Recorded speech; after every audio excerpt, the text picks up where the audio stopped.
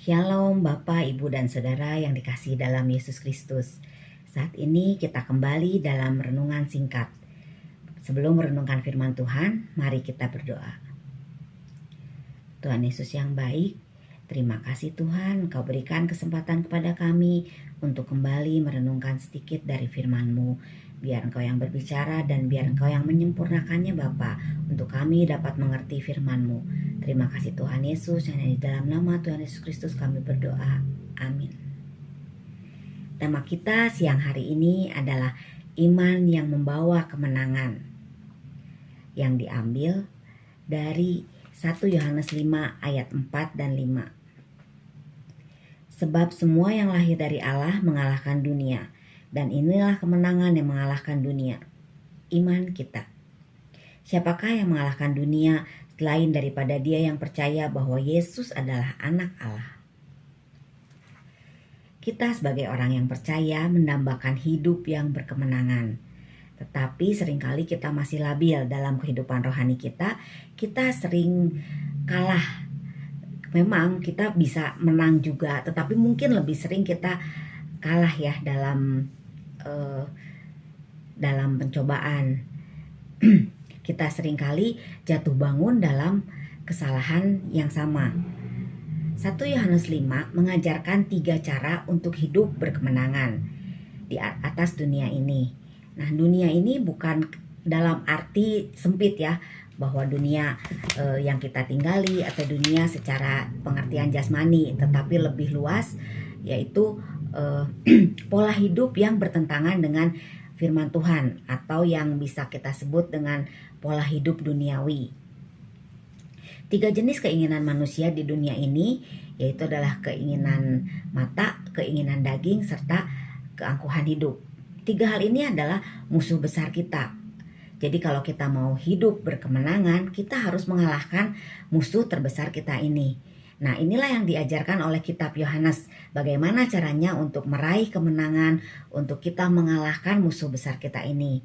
Yang pertama adalah dengan iman kepada Tuhan Yesus. Tuhan Yesus itu adalah Allah kita yang perkasa, yang sudah mengalahkan dunia ini. Dan Tuhan juga menginginkan kita sebagai muridnya, sebagai anak-anaknya, untuk juga mengalahkan dunia ini. Jangan kita kalah oleh dunia ini. Bagaimana caranya? Dengan iman kita, seperti yang kita baca dalam 1 Yohanes 5 ayat 4 tadi. Kita akan membacanya kembali.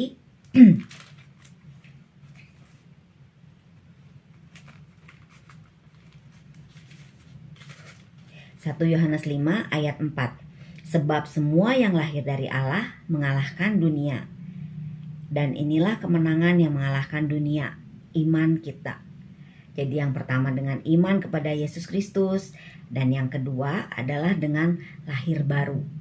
Lahir baru bukan dalam arti reinkarnasi atau kita dilahirkan kembali secara fisik, tetapi lebih kepada pembaharuan hidup kita. Kita mengubah hidup kita dari hidup kita yang lama, yang seringkali jatuh ke dalam dosa, menjadi kehidupan yang baru, lahir baru di dalam Tuhan Yesus. Dan yang ketiga adalah dengan melakukan kehendak Tuhan atau taat kepada perintah Tuhan. Ada satu lagu sekolah minggu judulnya TAAT. Liriknya sangat sederhana, hanya TAAT, taat. Saya mau seperti Yesus, TAAT, taat. Itu yang seringkali diajarkan oleh guru-guru sekolah minggu, juga mungkin oleh Bapak Ibu yang masih punya anak-anak kecil, untuk taat ya. Taat kepada Tuhan, taat kepada kita sebagai orang tuanya. Namun sebelum mengajarkan anak-anak untuk taat, maka kita yang harus terlebih dahulu taat kepada perintah Tuhan. Seperti Tuhan Yesus taat pada Bapaknya sampai mau mati di kayu salib. Demikian pula kita mau taat kepada perintah Tuhan Yesus. Kalau dengan kacamata dunia, taat pada perintah Tuhan Yesus itu adalah sesuatu yang sangat sulit. Tetapi dengan kacamata iman kita sebagai anak-anak Tuhan, tidaklah sulit untuk menjalankan perintah Tuhan, untuk taat kepada Tuhan.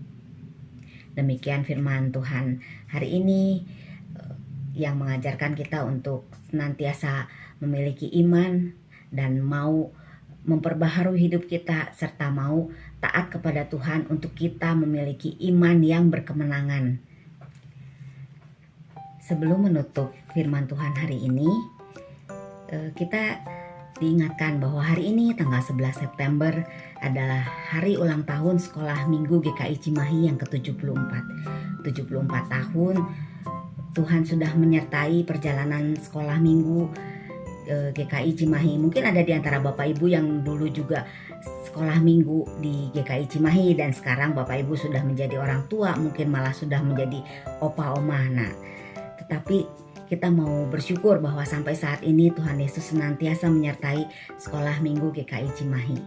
Selamat ulang tahun untuk Sekolah Minggu GKI Cimahi. Dan Tuhan memberkati kita semua. Amin.